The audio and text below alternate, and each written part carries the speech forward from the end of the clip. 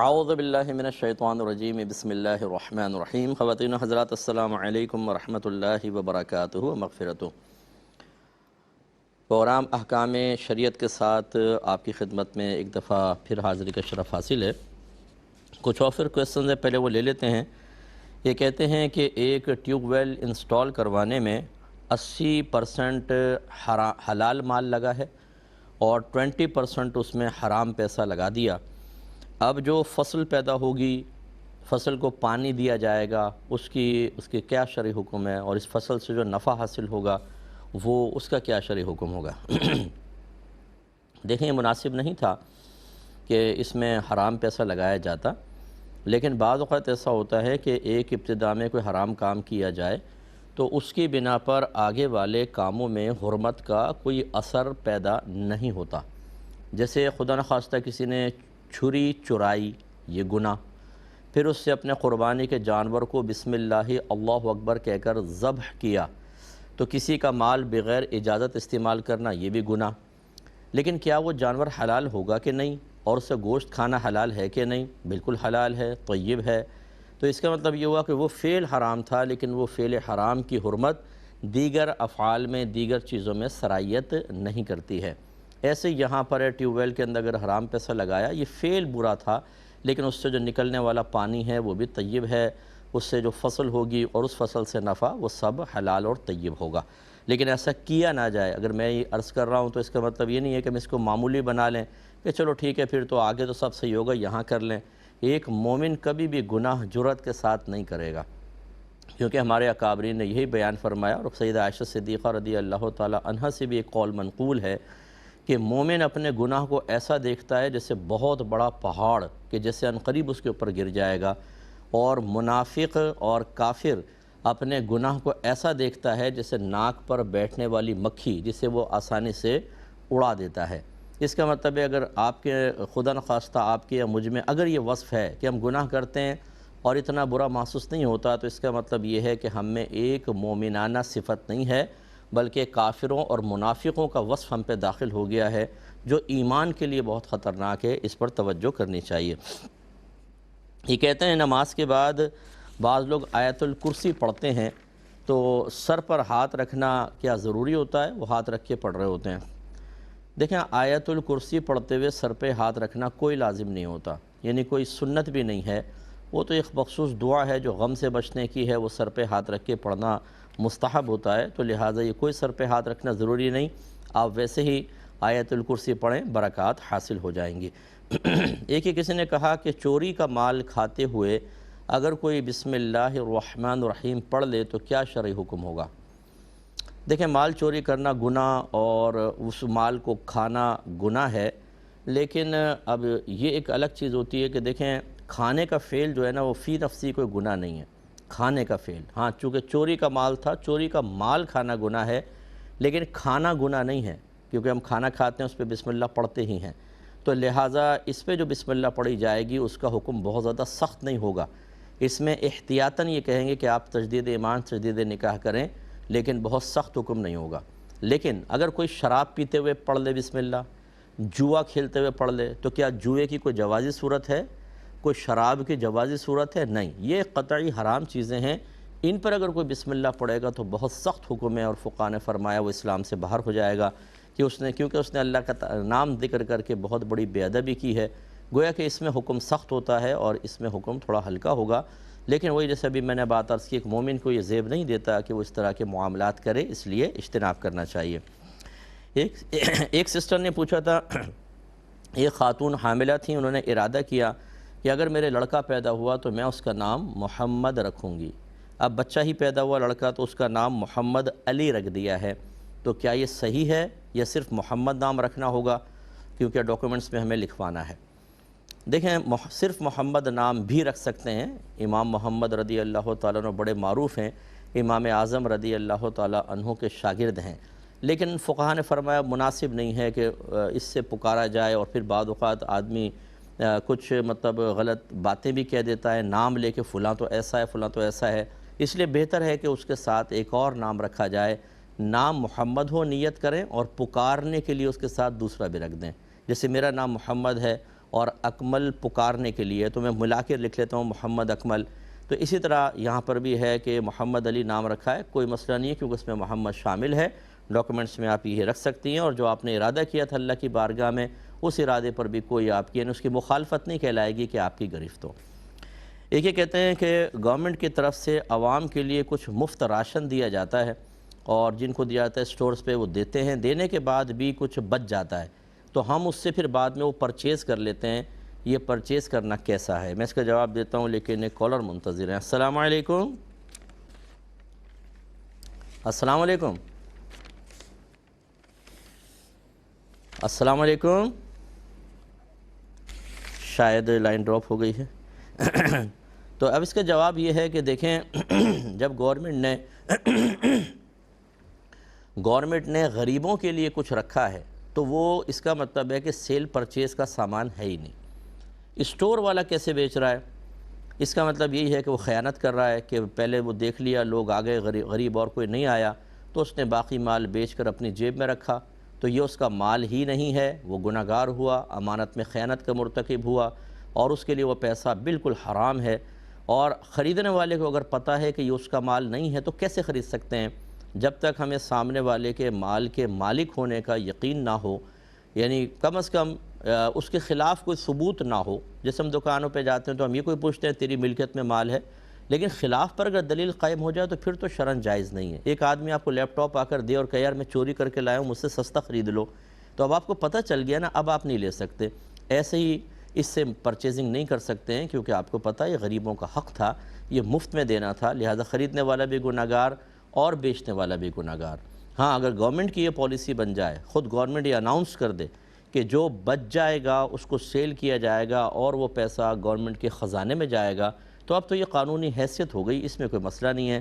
لیکن عمومی طور پہ آپ بھی جانتے ہیں، ہم بھی جانتے ہیں کہ یہ غیر قانونی طور پہ کام ہو رہے ہوتے ہیں، تو یہ خریدنا فروخت کرنا دونوں گناہ ہے۔ یہ ایک بچے نے پوچھا ہے کہ اگر کپڑوں پر تھوڑی سی نجاست خفیفہ لگی ہو اور میں ان کپڑوں کو وہ کپڑے دوسرے کپڑوں کے ساتھ دھو دیے جائیں تو کیا حکم شرع ہوگا؟ پہلے سمجھ لیں ہمارے جو دیکھنے والے ہیں، بہت سو کو تو پتہ ہوگا کہ نجاست خفیفہ جو ہے وہ دو طرح کی ہوتی ہے۔ ایک گھر میں جو آپ نے جانور پالے ہوتے ہیں جن کا گوشت کھانا حلال ہوتا ہے، ان کا پیشاب، جیسے بکری ہے، گائے ہے، اونٹ ہے، بھینس ہے وغیرہ، دمبا وغیرہ۔ اور ایک جو اونچا اڑتے ہیں پرندے شکاری ہوتے ہیں، ان کی بیٹ، جیسے چیل، کوا، گدھ وغیرہ، ان کی بیٹ نجاست خفیفہ ہوتی ہے۔ اس کا میں جواب دیتا ہوں، ذرا کالر منتظر ہوتے ہیں، ان کو پھر لمبا ہو جاتا ہے، وہ بیچارے ویٹ کرتے ہیں اور اتنا بل بھی بنتا ہے، تو اس لیے پہلے میں کال لے لیتا ہوں۔ السلام علیکم۔ وعلیکم السلام مفتی صاحب، جی مکہ سے بات کر رہا ہوں جی۔ جی فرمائیے۔ نہیں جی یہ میں نے جی گاڑی لی تھی ویگن آر۔ جی اچھا میں نے نقد لی تھی، قسطوں میں دینا، میں نے 8 مہینے چلائی ہے، اب میں دینا چاہ رہا ہوں قسطوں پہ، یعنی نقد قیمت لگی ہے 17,30,000 روپیہ، ادھار دے رہے ہیں 19,30,000 روپیہ، جائز ہے ناجائز ہے؟ ٹھیک ہے میں بتاتا ہوں آپ کو، ٹھیک ہے۔ ایک اور کالر ہیں۔ السلام علیکم۔ السلام مفتی صاحب، میرے آپ سے 2 سوال تھے۔ جی بہن بولیے۔ ایک سوال تو یہ ہے کہ ہمارا اکثر قریبی رشتہ دار حق مار لیتے ہیں، تو حق مار لیتے ہیں آپ کا؟ جی اگر ہم ان سے اپنے حق کی بات کریں اور حق کہ ہمارا اس میں حق ہے، ہماری وہ ہے، تو آگے سے وہ ہمیں لڑتے ہیں، گالیاں بدوائیں دینا شروع کر دیتے ہیں، تو کیا ہم حق کی شرعی لحاظ سے ہم اپنا حق مانگنا بند کر دیں، یا ان سے یہ بات ہی نہ کرے کہ آپ نے ہمارا حق مانگا ہے، آپ نے مارا ہے، آپ نے ہمارے ساتھ زیادتی کی ہے؟ اگر ہم اس سے یہ کہتے ہیں تو ہمیں آگے سے ہاتھ اٹھا کے گالیاں بدوائیں اور وہ دیتے ہیں۔ ٹھیک ہے بہن، میں سمجھ گیا، میں بھی جواب دیتا ہوں۔ سیکنڈ کویسچن آپ کا؟ بڑی معذرت، ایک مختصر سا بریک لیں گے، حاضر ہوتے ہیں ایک چھوٹے سے بریک کے بعد۔ بسم اللہ الرحمن الرحیم۔ تو آپ کی خدمت میں یہ عرض کر رہے تھے کہ نجاست خفیفہ 2 طرح کی ہوتی ہے، ایک گھر کے پالتو جانوروں کا پیشاب، اور دوسرا جو شکاری پرندے اونچا اڑ رہے ہوتے ہیں ان کی بیٹ۔ اور اس کا شرعی حکم بدن یا لباس کے اعتبار سے یہ ہے کہ جس بھی حصے پہ لگے اگر کم از کم اس کے چوتھائی کو گھیر لے تب اس کا پاک کرنا واجب ہوتا ہے، اگر اس سے کم ہے تو معاف ہے۔ جیسے اگر آستین پہ گری، یہ بازو پہ، تو یہاں سے یہاں تک یہ ہے، اس کے 4 حصے کر لیں آپ، اس پورے حصے کو اگر نجاست گھیرے گی تب کہیں جا کے پاک کرنا لازم ہے، اگر اس سے کم ہے تو آدمی اسی میں نماز ادا کر سکتا ہے۔ لیکن اب جو آپ نے کپڑوں دھونے کا حکم پوچھا ہے تو اس کا جواب یہ اچھی طرح یاد رکھیں کہ یہ حکم بدن یا لباس کا ہے۔ اگر پانی کے اندر یہ نجاست خفیفہ گر جاتی ہے تو پانی ناپاک ہوگا۔ اور یہ ضرور ہے کہ اگر کسی کے گھر میں بہت جانور پلے ہوئے ہیں اور کوئی ٹب یا بالٹی رکھی ہیں، کسی نے پیشاب کی چند چھینٹیں چلی گئیں، یہ معاف ہوں گی۔ اسی طرح بہت زیادہ کوے اور چیلیں اڑتی ہیں اور صحن کے اندر پانی رکھا ہوا ہے، اس میں کبھی کبھار بیٹ گر گئی تو تھوڑی بہت بیٹ اس میں بھی معاف رکھتے ہیں، کیونکہ بار بار پاک کرنے میں اور پانی کو بہانے میں حرج عظیم ہے۔ لیکن کپڑے دھونے میں ایسا کوئی حرج نہیں ہے۔ یہ آپ قصدن کر رہے ہیں واشنگ مشین میں، آپ اس کو پہلے پاک کر کے بھی ڈال سکتے تھے، ویسے ہی آپ نے ڈال دیا، اس میں کوئی حرج والا مفہوم نہیں ہے، بلکہ آپ نے اپنی آسانی کے لیے خواہ اس میں ڈالا تو جیسے ہی واشنگ مشین میں یہ نجاست خفیفہ ملے گی ٹوٹل پانی ناپاک ہو جائے گا اور سارے کپڑے ناپاک ہو جائیں گے۔ اچھی طرح اس کا خیال رکھا جائے۔ ایک کالر ہمارے ساتھ ہیں، السلام علیکم۔ وعلیکم السلام مفتی صاحب۔ جی فرمائیے۔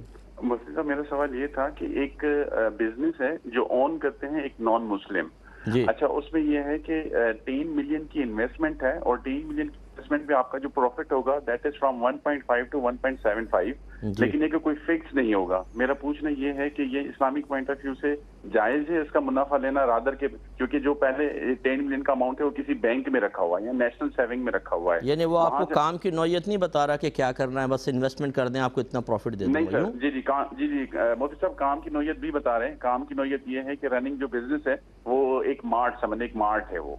اچھا ٹھیک ہے، میں بتاتا ہوں، ٹھیک ہے بتاتا ہوں۔ ایک اور کالر ہیں، السلام علیکم۔ وعلیکم السلام۔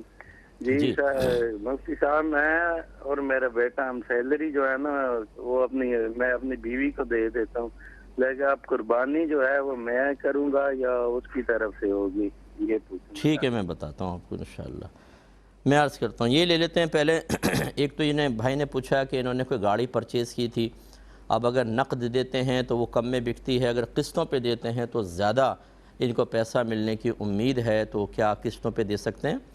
تو جی بالکل آپ دے سکتے ہیں، بس یہ طے کر لیں، دونوں آفرز آپ سامنے رکھ دیں، بھئی نقد لوگے اتنا میں اور قسطوں پہ لوگے تو اتنا بڑھا کر لوں گا۔ اگر وہ کسی ایک پر یس کر دیتا ہے تو یہ سودا بالکل طیب، جائز اور حلال ہے۔ لیکن اس میں اس قسم کی کنڈیشنز مت لگائیے گا، شرائط مت لگائیے گا کہ اگر تم نے کسی مہینے قسط لیٹ کر دی تو میں تم سے جرمانہ لوں گا، یا اگر تم نے بیچ میں قسطیں ختم کر دی تو پچھلی ساری میں ضبط کر لوں گا۔ اس طرح کی جو کنڈیشنز ہوتی ہیں وہ غلط ہیں، ورنہ قسطوں کا کاروبار فی نفسی ہی، یعنی اگر وداؤٹ اینی کنڈیشن آپ کریں یا ناجائز کنڈیشن نہ لگائیں، جائز شرائط ہوں تو بالکل صحیح ہے۔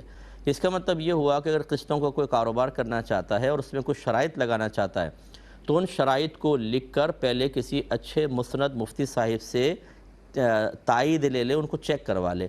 ایسے اگر آپ پرچیز کرنا چاہتے ہیں قسطوں کی کوئی چیز تو پہلے جو اس نے آپ کو بتائی ہے کہ ان شرائط پر میں چیز دوں گا، آپ ان کی تصدیق کروا لیں۔ جب اجازت ملے تو پھر یہ سیل پرچیز کریں، ورنہ بعض اوقات اس میں ناجائز شرائط کی وجہ سے سودا کرنا گناہ ہو جاتا ہے، یہ بیع فاسد ہو جاتی ہے، کرنے والا بھی گناہ گار ہوتا ہے اور بیچنے والا بھی گناہ گار، یعنی خریدنے اور بیچنے والا دونوں گناہ گار ہو جاتے ہیں اور اس کو ختم کرنا واجب ہوتا ہے۔ ایک یہ بہن کا کویسچن میں لیتا ہوں، پہلے کالر ہیں، السلام علیکم۔ میرا سوال یہ ہے کہ حرام اور گناہ میں فرق کیا ہے؟ کس میں؟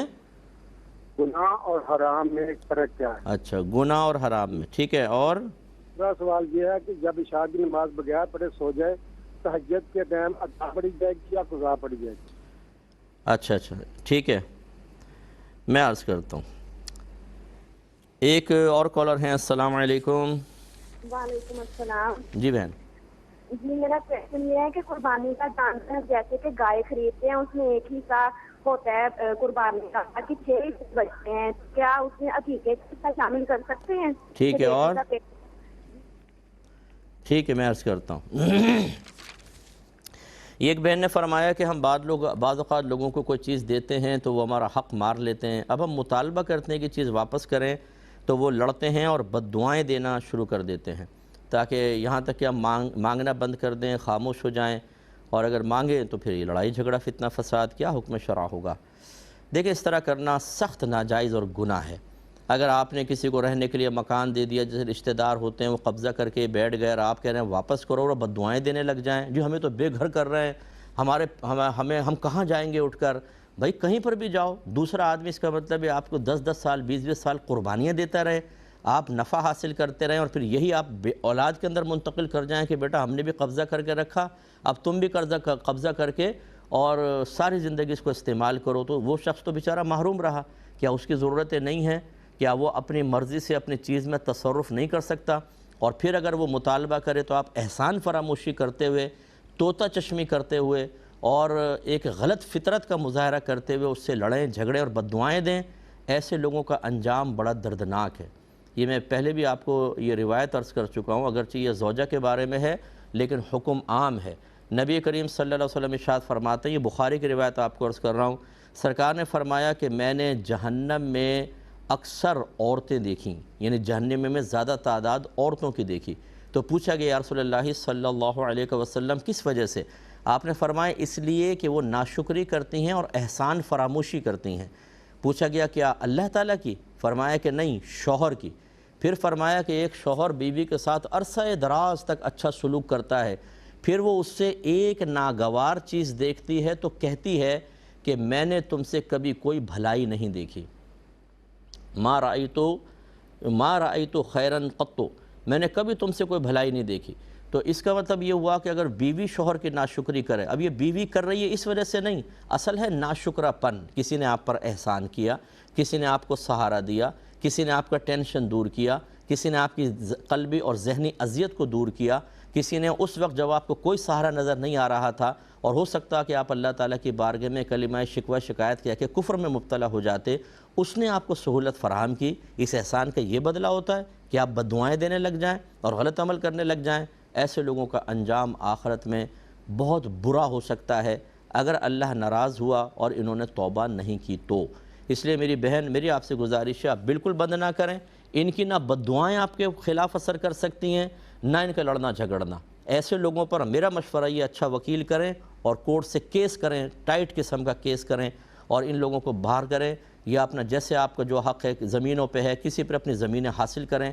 ایسے لوگوں کو بخشنا نہیں چاہیے، میرا مشورہ یہ ہے، کیونکہ اس طرح کے لوگ ایک مثال بنتے ہیں پورے خاندان کے لیے، اور بری مثال بنتے ہیں کہ دوسرے بھی پھر دوسروں کی زمینوں پہ قبضہ یا مکانوں پہ قبضہ کر کے بیٹھ جاتے ہیں، اور خصوصاً ان کی اولاد تو اللہ رحم فرمائے تو ایسا ہو سکتا ہے کہ وہ اپنے ماں باپ کو ہی کہیں کہ تم نے کسی کے ساتھ غلط کیا ہے، ورنہ میں نے دیکھا ہے کہ اولاد بھی جب فائدے حاصل ہو رہے ہیں، ابا مر گئے قبضہ کر کے، بنگلہ ہے، بہت بڑا زمینیں ہیں، اولاد نے لے لی، اب آ کے مانگ رہے تو ابا نے لیا تھا، ہم نے کوئی لیا تھا، ان سے جا کے مانگو۔ یعنی والد صاحب عذاب قبر میں مبتلا ہوں، میدان معاشر میں ذلیل و رسوا ہو جائیں، منہ کے بل گھسیٹ کے جہنم میں پھینک دیا جائے، ان کے پاس سے پلاٹ اور مکان نہیں نکلنا چاہیے۔ ابا بھگتیں گے جی، ابا جانے، ان کا کام جانے۔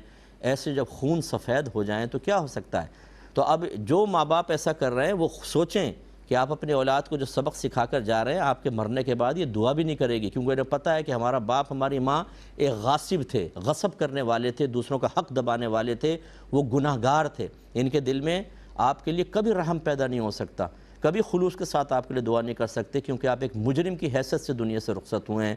میرے الفاظ شاید بہت سو کو سخت محسوس ہوں گے، اس وجہ سے کہ جو چور ہوتا ہے اس کی داڑھی میں تنکا ہوتا ہے، جو ایسے قبضے کر کے بیٹھے ہیں اور میری بات سنیں گے، انہیں تو ایک دم تشویش پیدا ہو جائے گی کہ یہ کیا ہو گیا، ہمارے بچوں پہ کہ اثر نہ ہو جائے، کہیں کوئی رشتہ دار نہ سن کے بعد میں فون کر کے کہے کہ بھئی تمہارے بارے میں تو آج اس طرح بات بیان ہوئی ہے، حالانکہ پرٹیکولر میرے سامنے تو کوئی نہیں ہے، لیکن بہرحال اور اسی طریقے سے کسی کا حق نہ بھی دبایا ہو۔ احسان فراموشی بہت بری چیز ہوتی ہے۔ اگر کسی نے آپ کے ساتھ اچھا سلوک کیا ہے تو اگر آپ اس کے ساتھ جواب میں اچھا سلوک نہیں کر سکتے تو کم از کم اس کی غیبتیں تو نہ کریں، چغلیاں تو نہ کریں، اس کی لیگ پولنگ تو نہ کریں، اس کے خلاف تو عمل نہ کریں کہ آپ نے جواب میں تو کوئی اچھا فیل کیا نہیں، آپ اسی کی ٹانگیں کھینچنے لگ گئے، اسی کی جڑیں کاٹنے لگ گئے جس نے آپ کے ساتھ احسان کیا تھا۔ یہ بھی بے مروت قسم کے لوگ ہوتے ہیں۔ اللہ تعالیٰ ہم سب کو، ہماری نسلوں کو بھی اس قسم کی بے مروتی سے محفوظ فرمائے۔ ایک کسی نے پوچھا ہے کہ برتھ ڈے کیک کے اوپر نام لکھوانا کیسا ہے؟ تو مناسب نہیں ہوتا۔ وجہ اس کی یہ ہے کہ، اور خاص طور پہ اگر متبرک نام ہے، جیسے کسی کا نام محمد ہے، اب محمد لکھوا دیا، اس کو چاک کر رہے ہیں، تو نام سرکار کا نام چاک کرنا، کیا اس میں کوئی بے ادبی کا پہلو نہیں ہے؟ پرویز نے، جو خسرو پرویز تھا، جب سرکار کا لیٹر اس کے پاس پہنچا، اس نے سرکار کے نام کو چاک کیا تھا، تو سرکار نے فرمایا اس کی حکومت ٹکڑے ٹکڑے ہو جائے، اور ہو گئی، وہ تباہ و برباد ہو گیا۔ یہاں اہل محبت بعض اوقات آپ نے دیکھا ہوگا کہ کہ یہ 12ویں کے اوپر کیک بناتے ہیں سرکار کی سالگرہ منانے کے قصد و ارادے سے، اور اس پہ پھر الصلاۃ والسلام علیکہ یا رسول اللہ لکھا ہوا ہے۔ اب یا رسول اللہ کو کاٹ رہے ہیں، پیٹ رہے ہیں اور اٹھا کے منہ میں رکھ رہے ہیں۔ مسجد نبوی کا یعنی سرکار کے گنبد خضرا کا عکس بنایا ہوا ہے، اسے کاٹ کر آدھا گنبد کسی نے کھا لیا، آدھا کسی نے کھا لیا۔ یہ چیزیں مناسب نہیں ہوتی ہیں۔ آپ سادہ کیک رکھیں وہ صحیح ہے بس۔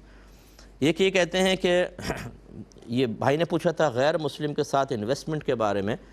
دیکھیں اگر آپ کے پاس مال ہے اور دوسرا عمل کرے گا، کاروبار کرے گا، آپ اس کے پاس اس کو پیسہ دیتے ہیں، اس کو شریعت میں مداربت کہتے ہیں، اور مداربت مسلمان سے بھی جائز ہے، کافر سے بھی جائز ہے۔ آپ کافر سے کر سکتے ہیں بشرطے کہ آپ کو کنفرم معلوم نہ ہو کہ یہ حرام کام کے اندر لگائے گا۔ مثال کے طور آپ کو پتہ ہے کہ وہ جوئے کے اڈے چلاتا ہے، شراب خانے چلاتا ہے، اور وہ آپ کو آفر کرے کہ آپ پیسہ دیں، گھر بیٹھ کر میں انویسٹ کروں گا اور آپ کو اتنا پروفٹ گھر پر دے دوں گا۔ یہ مداربت صحیح نہیں ہوگی، حرام ہوگی، کیونکہ آپ کو پتہ ہے کہ وہ شراب خانوں میں پیسہ استعمال کرے گا۔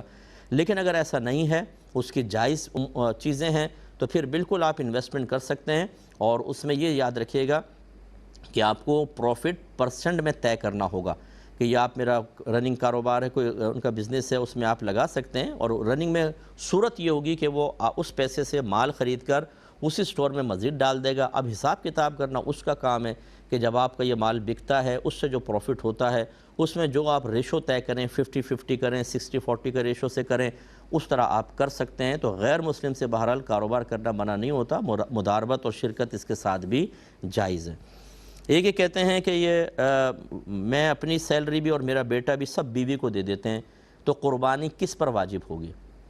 دیکھیں دینا ایک ہوتا ہے خرچہ چلانے کے لیے کہ سب دیتے ہیں بھی خرچہ تم چلاؤ، خاندان میں لین دین ہوتا ہے وہ عورتیں ہی کرتی ہیں، لیکن مالک بنانا اس کا قصد و ارادہ نہیں ہوتا۔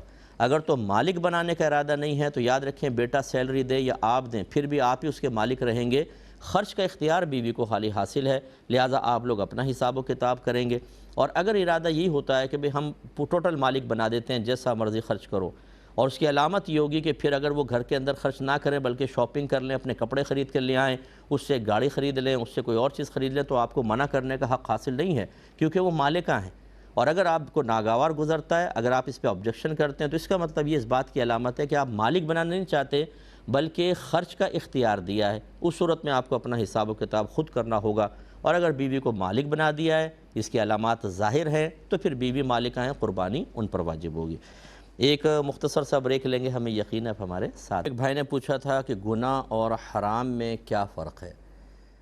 پہلے ایک بات سمجھ لیجئے کہ اگر ہم کسی چیز کو تقسیم کرتے ہیں اور اس کی کچھ اقسام بناتے ہیں تو جس کو تقسیم کریں اس کو مقسم کہتے ہیں، ٹھیک ہے؟ اور پھر جو اس کے آگے قسمیں بنتی ہیں ہر ایک کو قسم کہتے ہیں۔ تو گناہ جو ہے یہ مقسم ہے، سمجھ لیجئے یہ اصل ہوتا ہے، پھر اس کی کچھ قسمیں بنتی ہیں۔ اگر تو اللہ تبارک و تعالیٰ کی ہم نے نافرمانی یا گناہ اس طرح کیا ہے کہ ہم نے قرآن کی قرآن کے واضح حکم کے خلاف گئے ہیں، بالکل واضح حکم، واضح کا مطلب کہ کسی مجتہد کو، کسی مفسر کو اس آیت کی وضاحت کی کوئی حاجت نہ ہو، بالکل صاف صاف لکھا ہوا ہے، تو وہ حرام بنتا ہے۔ اور اگر کوئی ایسی آیت ہے کہ جس میں تھوڑا وضاحت کرنی پڑے گی، پھر اس کی ہم نافرمانی کرتے ہیں، یا حدیث میں کوئی حکم موجود ہے اس کی نافرمانی کی جائے، اس گناہ کو مکروہ تحریمی کہتے ہیں۔ اس سے بھی کم درجہ ہو تو مکروہ تنزیہی کہہ دیا جاتا ہے، جو حقیقتاً گناہ تو نہیں ہوتا لیکن کرنا مناسب نہیں ہے۔ اور ایک ہوتا ہے سنت موقدہ کا ترک ہوتا ہے، جس کو اساءت کہا جاتا ہے۔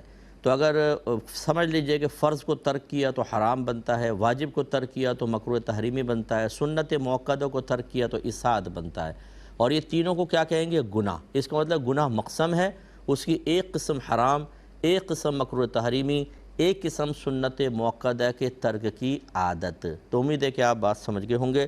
جیسے کوئی کہے کہ جی پاکستانی میں اور مسلمان میں کیا فرق ہے، تو ہم کہیں گے کہ پاکستانی تو ایک مقسم ہے، اس کی بہت ساری اقسام ہو سکتی ہیں، مسلمان بھی پاکستانی ہے، کرسچن بھی پاکستانی ہے، اور یہاں پہ اور بھی دوسرے لوگ رہ رہے ہیں، اور کمیونٹی جو ہیں وہ سب پاکستانی کے تحت آئیں گی، تو پاکستانی مقسم کہلائے گا۔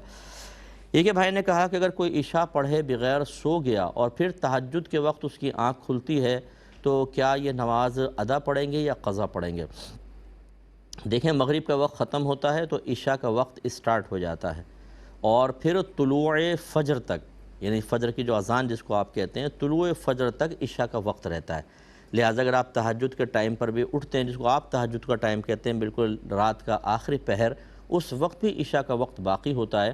اسی لیے تو وطر پڑھتے ہیں اس ٹائم میں۔ آپ نے اس کو اندازہ کرنا چاہیے کہ نبی کریم صلی اللہ علیہ وسلم نے ارشاد فرمایا کہ جس کو رات کے آخری پہر اٹھنے کا یقین ہو تو وہ وطر اس وقت پڑھے، یعنی جو تہجد پڑھتے ہیں تو وطر اس کے ساتھ ملا کر پڑھیں۔ اگر اس ٹائم ہی نکل چکا ہو تو پھر وطر تو قضا کر کے پڑھنے ہوں گے، اور اس کی نبی کریم ترغیب نہیں دے سکتے۔ تو خلاصہ کلام یہ ہے کہ بہرحال طلوع فجر تک اس کا وقت رہتا ہے تو قضا نہیں ہوگی۔ ایک یہ بہن نے فرمایا کہ قربانی میں ایک حصہ قربانی ہے تو گائے میں 6 حصے ہم عقیقے کے کر سکتے ہیں، جو بالکل کر سکتے ہیں بہن، کیونکہ اصل ان دونوں سے مقصود جانور کا خون بہا کر اللہ تبارک و تعالیٰ کا قرب حاصل کرنا ہے، تو لہٰذا قربانی میں یہی مقصود ہے۔ عقیقے میں بھی تو فقہاء نے اجازت دی ہے کہ ایک ہی گائے میں آپ ان 2 نیتوں کے ساتھ حصے ملا سکتے ہیں، کچھ کی نیت قربانی کی ہو اور کچھ کی عقیقے کی، بالکل جائز ہے۔ ایک یہ بھائی نے کویسچن کیا تھا کہ اگر کوئی ہمارے سامنے کوئی کلمہ کفر کہے تو کیا ہم پر واجب ہے کہ اس کو بتائیں اور اس سے تجدید ایمان، اور اگر شادی شدہ ہے تو تجدید نکاح کروائیں، یا بس اتنا ہی کافی ہے کہ ہم دل میں اس کو برا جان کر اس کو کافر سمجھتے رہیں؟ دیکھیں، اگر تو آپ کو یقین ہے کہ میں اس کو بتاؤں گا تو یہ سمجھے گا، اصلاح قبول کرے گا اور تجدید ایمان اور تجدید نکاح کر لے گا، تو آپ پہ فرض ہے کہ اس کو بتائیں۔ اگر نہیں بتائیں گے تو آپ بھی گئے۔ وجہ یہ ہے کہ اگر آپ نہیں بتا رہے، حالانکہ آپ کو پتہ ہے وہ قبول کرے گا، تو آپ گویا کہ اس کے کفر پر راضی ہو گئے۔ اگرچہ اگر میں آپ سے پوچھوں کہ آپ راضی ہیں تو آپ انکار ہی کریں گے، لیکن آپ کی ظاہری علامت بتا رہی ہے نا کہ جب آپ کو پتہ ہے وہ اصلاح قبول کر لے گا تو کیوں نہیں بتا رہے؟ آپ اس کو بتائیں تاکہ بیچارہ کفر کی دلدل سے باہر نکلے۔ اس کا مطلب ہے آپ اس کے کفر پہ راضی ہیں، تو پھر تو آپ بھی گئے اور آپ کو تجدید ایمان تجدید نکاح کرنا پڑے گا، تو اس کو بتانا واجب۔ لیکن اگر ایسا نہیں ہے، آپ کو یقین ہے کہ مانے گا نہیں، جھگڑا کرے گا، لڑے گا، اور اس کا مطلب ضد اور انانیت بڑھے گی، ایسے موقع پر اگر آپ خاموش ہو جائیں تو کوئی بات نہیں۔ جیسے گھر میں بعض اوقات غصے میں آ کے کوئی غلط اپنے لیے کلمات کہنے کی کوشش کرتا ہے، اگر آپ کو یقین ہو کہ اس کو اور بتاؤں گا تو اور کلمات کفر کہنا شروع کر دے گا، کیونکہ بعض جاہل غصے کے اندر میں نہیں مانتا ہوں فلاں چیز، ٹھیک ہے ہم تو کافر ہی بھلے، اور اس طرح کے جملے کہتے ہیں۔ تو ایسے وقت میں اگر تھوڑا بھی سمجھانے کی کوشش کریں تو اور تیش میں آ کے مزید کلمات کفر کہتے ہیں۔ تو بعض اوقات تو کفر اختلافی ہوتا ہے جس سے انسان مرتد نہیں ہوتا، لیکن جب آپ تیش دلا دیتے ہیں تو وہ ایسے جملے بھی کہہ دیتے ہیں جس سے کفر اتفاقی ثابت ہوتا ہے اور مرتد ہو جاتا ہے آدمی۔ ایسے موقع پر خاموش رہنا بہتر ہوتا ہے کہ خاموش ہو جائیں، اس کا غصہ ٹھنڈا ہو جائے، پھر اس کو پیار محبت سے سمجھائیں اور اسے تجدید ایمان اور تجدید نکاح کی طرف لے کر آئیں۔ ایک بھائی نے کویسچن کیا کہ میں جنوبی کوریا میں کام کرتا ہوں اور یہاں پر جو ہمیں ریسٹ ٹائم ملتا ہے نماز پڑھنے کے لیے، اس وقت عصر شروع نہیں ہوتی، بعد میں عصر شروع ہوتی ہے تو ہمارا ریسٹ ٹائم ختم ہو جاتا ہے، اور کام کے دوران عصر کے قضا ہونے کا شدید خوف پیدا ہو جاتا ہے۔ تو انہوں نے پوچھا ہے کہ کیا ہم صاحبین کے قول کے مطابق کچھ وقت پہلے عصر پڑھ سکتے ہیں؟ تو پہلے میں یہ آپ کو سمجھا دوں کہ امام اعظم رضی اللہ تعالی عنہ استاد ہیں، اور آپ کے 2 بڑے شاگرد ہیں، امام ابو یوسف اور امام محمد رضی اللہ تعالی عنہما۔ تو جب امام اعظم کو ایک طرف رکھ کے اور ان دونوں کو ایک طرف ذکر کیا جاتا ہے تو چونکہ یہ ان کے ساتھی تھے اس لیے ان کو کہتے ہیں صاحبین، اور جب امام اعظم اور ابو یوسف کا ذکر کیا جائے کیونکہ یہ دونوں امام محمد کے استاد تھے اور استاد کو شیخ کہتے ہیں تو انہیں کہتے ہیں شیخین، اور اگر ایک طرف امام ابو یوسف ہوں، ادھر امام اعظم ہیں اور ادھر امام محمد، یعنی ساتھ ہیں دونوں، تو چونکہ امام اعظم استاد اور امام محمد دونوں کے شاگرد، ایک طرف وہ سب سے اوپر اور ایک طرف یہ سب سے نیچے، اور جو 2 کنارے ہوتے ہیں ان کو طرف کہتے ہیں عربک میں، تو یہ طرفین کہلاتے ہیں۔ تو اب وہ یہ پوچھ رہے ہیں کہ یہ صاحبین کے قول پر اثر پڑھ سکتا ہوں؟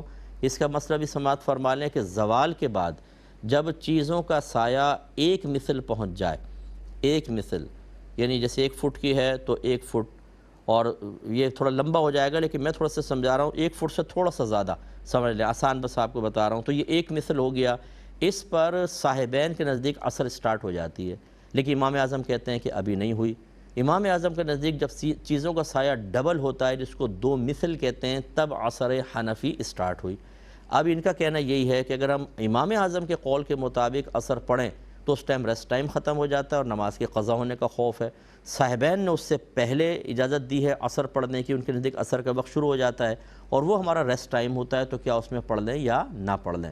یہ مجھے اس لیے سوال سمجھانا پڑا کہ چلیں لوگوں کو معلومات بھی ہو جائے گی۔ اب آپ کا جواب یہ ہے کہ بالکل ایسا کر سکتے ہیں، جس کو اس طرح کی پرابلم ہو کہ اگر وہ صاحبین کے قول پر عمل کر کے عصر پڑھے تو نماز مل سکتی ہے، اس کے بعد نماز کے قضا ہونے کا خوف ہے تو وہ پہلے پڑھ سکتا ہے۔